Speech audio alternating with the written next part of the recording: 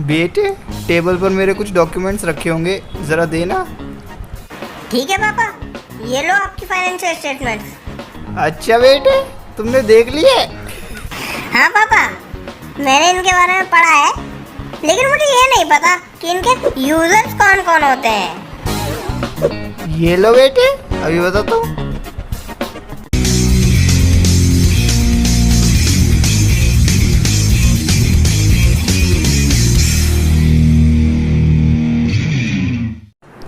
Question of the day, आज का सवाल, कौन सा स्कूल दुनिया का सबसे बड़ा स्कूल है और वो कहाँ पर लोकेटेड है? Which is the largest school of the world and where it is located?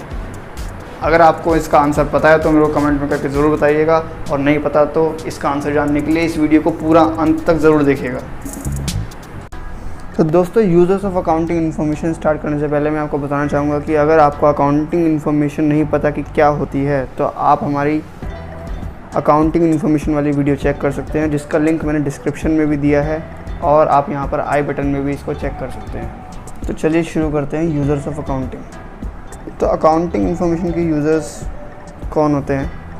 अगर किसी का भी कोई इंटरेस्ट है किसी कंपनी में, उसकी कोई रुचि है उसमें, तो वो होते हैं यूज़र्स ऑफ अकाउंटिंग इन्फॉर्मेशन। तो जैसे कि अब इनको दो कैटेगरी में बांटा गया है। कौन कौन? इंटरनल यूज़र्स और एक्सटर्नल यूज़र्स। सबसे पहले आते हैं इंटरनल यूज़र्स। इंटरनल यूज़र्स कौन? जो बिज़नेस के अंदर ही होते हैं, जैसे कि ऑनर्स, मैनेजमेंट और एम्प्लॉयज़। ये सब हमारे इंटरनल यूज़र्स होते हैं। और दूसरी कैटेगरी है एक्सटर्नल यूज़र्स। एक्सटर्नल यूज़र्स जो बिज़नेस से जुड़े हुए ज़रूर हैं, बट वो एक्सटर्नल हैं, बाहर के लोग हैं। जैसे कौन कौन? गवर्नमेंट हो गई, पब्लिक,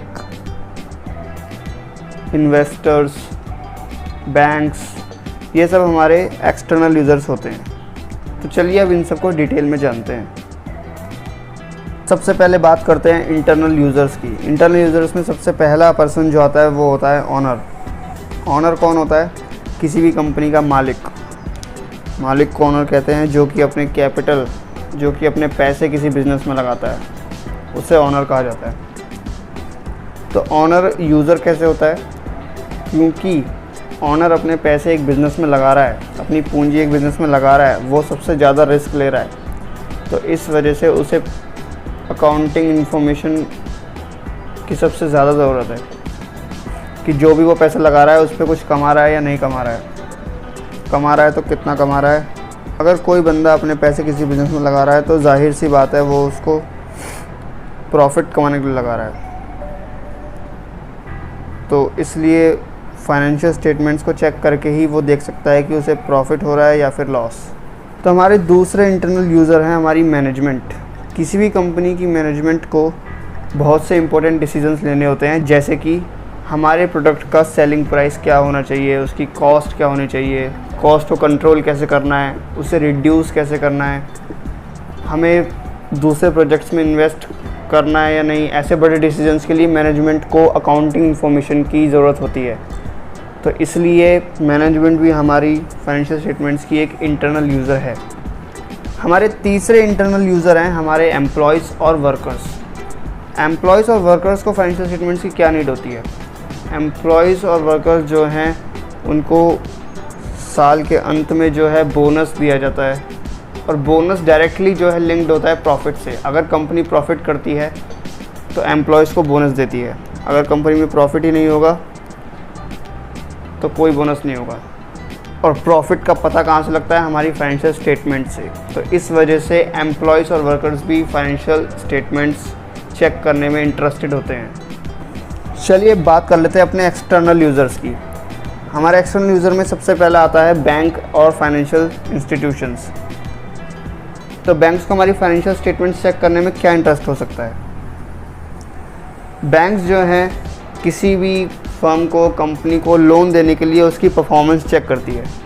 और जैसा कि मैंने आपको अपनी लास्ट वीडियो में बताया था कि फाइनेंशियल परफॉर्मेंस जो है हमारी P&L मतलब प्रॉफिट एंड लॉस अकाउंट से पता लगती है। तो इसीलिए बैंक्स भी हमारी फाइनेंशियल स्टेटमेंट्स चेक करने में इंटरेस्टेड होते हैं, ताकि वो लोन प्रोवाइड करने से पहले एक कंपनी की फाइनेंशियल पोजीशन, उसकी फाइनेंशियल परफॉर्मेंस चेक कर सकें कि ये लोग हमारा पैसा, हमारा लोन जो है रीपे कर पाएंगे या नहीं कर पाएंगे।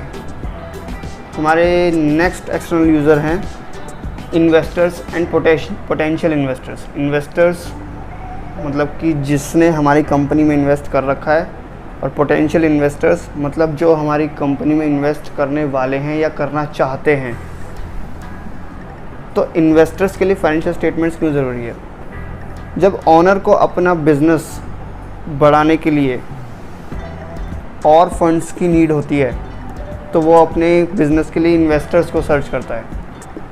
इन्वेस्टर्स जो उसकी कंपनी में पैसा लगा सकें, उसको फंड्स प्रोवाइड करा सकें।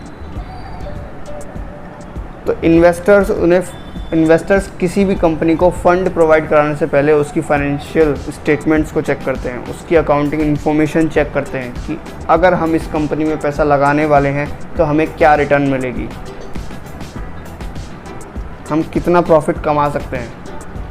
तो इसी वजह से जो इन्वेस्टर्स हैं या हमारे पोटेंशियल इन्वेस्टर्स हैं वो फाइनेंशियल स्टेटमेंट्स चेक करने में बहुत इंटरेस्टेड होते हैं, किसी भी कंपनी की जिसके अंदर वो अपने फंड्स इन्वेस्ट करने वाले हैं या इन्वेस्ट करना चाहते हैं।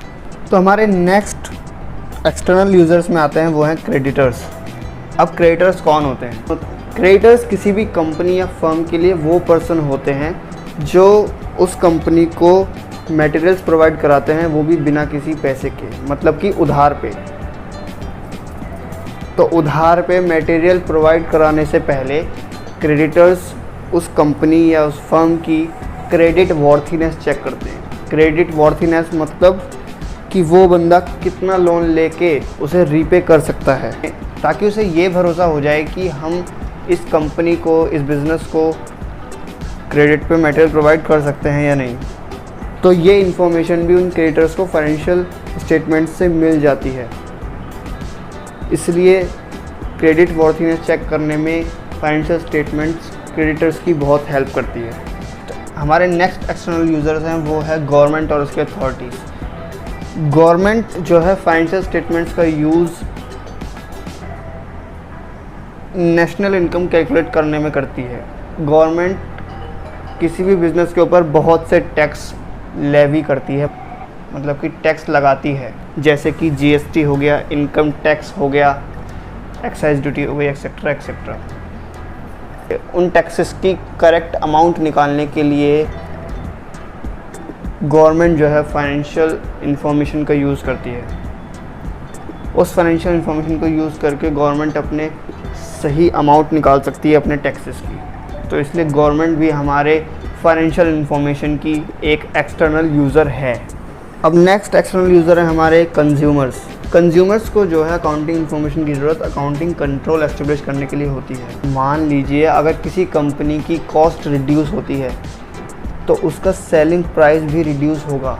तो कोई भी कंज्यूमर कोई भी प्रोडक्ट बाय करने से पहले अगर उसकी फाइनेंशियल इन्फॉर्मेशन के बारे में जानता है तो उसे पता होगा कि इस प्रोडक्ट का प्राइस घटने वाला है या बढ़ने वाला है या फिर नहीं, कुछ भी नहीं होने वाला। जो इंडस्ट्रियल कस्टमर्स होते हैं वो फाइनेंशियल इन्फॉर्मेशन का यूज़ ये चेक करने के लिए भी करते हैं कि ये कंपनी या फर्म हमें रेगुलर सप्लाई दे पाएगी या नहीं। ऐसी बहुत सी इन्फॉर्मेशन जो है कंज्यूमर्स को एक कंपनी की फाइनेंशियल स्टेटमेंट से मिल जाती है। तो कंज्यूमर्स के लिए भी फाइनेंशियल स्टेटमेंट्स एक बहुत ही इम्पोर्टेंट सोर्स है किसी भी कंपनी के बारे में जानने के लिए। हमारी नेक्स्ट एक्सटर्नल यूज़र है हमारी पब्लिक। अब पब्लिक को अकाउंटिंग इन्फॉर्मेशन की क्या ज़रूरत होती है? अकाउंटिंग इन्फॉर्मेशन के ज़रिए पब्लिक ये देख सकती है कि ये कंपनी सोशल रिस्पॉन्सिबिलिटीज़ को कैसे पूरा कर रही है, कैसे वो अपनी सोसाइटी को डेवलप करने की कोशिश कर रही है, कितने एम्प्लॉयज़ उसके वहाँ काम करते हैं। ऐसी सोशल एक्टिविटीज़ की इन्फॉर्मेशन भी हमें फाइनेंशियल स्टेटमेंट से मिलती है। तो इस वजह से पब्लिक भी इंटरेस्टेड होती है किसी भी कंपनी की फाइनेंशियल इन्फॉर्मेशन जानने के लिए। तो नोट्स का लिंक आपको डिस्क्रिप्शन में मिल जाएगा, आप वहाँ से उन नोट्स को डाउनलोड कर सकते हैं। और हाँ, आप क्वेश्चन तो नहीं भूल गए, क्वेश्चन का आंसर आपको हमारे इंस्टाग्राम पोस्ट पे मिल जाएगा, आप वहाँ जाकर उस आंसर को चेक कर सकते हैं। जब तक के लिए टाटा, बाय बाय, सत श्री अकाल। मिलते हैं आपसे हमारी नेक्स्ट वीडियो में।